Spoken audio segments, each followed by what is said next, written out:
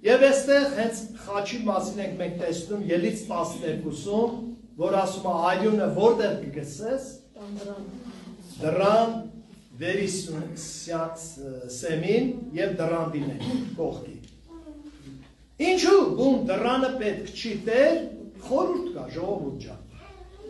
Որովհետև այստեղ այն չի, որ այմա դե ինչ տարբերություն մի սանտիմես կող, 15 սանտիմես կող, արյուն այլ 21 դռան։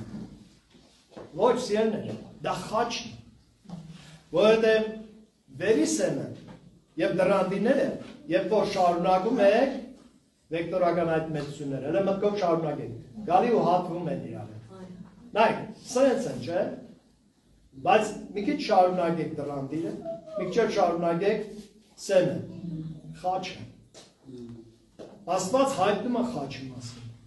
որ այս գառը, որի արյունը դուք քսեցիք, 4000 տարի հետո կգա իրականը, նա, որի անունով այս գառը արվում է, որ դուք չգիտեք, նա անարատ գառը, ճշմարիտ գառը, որ հավիտենական զոհ պիտի լինի, գալու է ու ձեր համար խաչի վրա։ Մենք առաջի անգամ այստեղ շատ հստակ տեսնում ենք խաչը։ Իհարկե մենք խաչը չենք պաշտում, այլ խաչյալին, բայց այս խաչի սիմվոլը մեզ ոգևորում է, մխիթարում է, սփոփում է, մեզ ասում է այն մասին, որ Աստված կանխապես ամեն բաները գիտեր։ Սիրելիներ, եթե Աստված 4000 տարվա այդ մեջ եղած բաները գիտեր,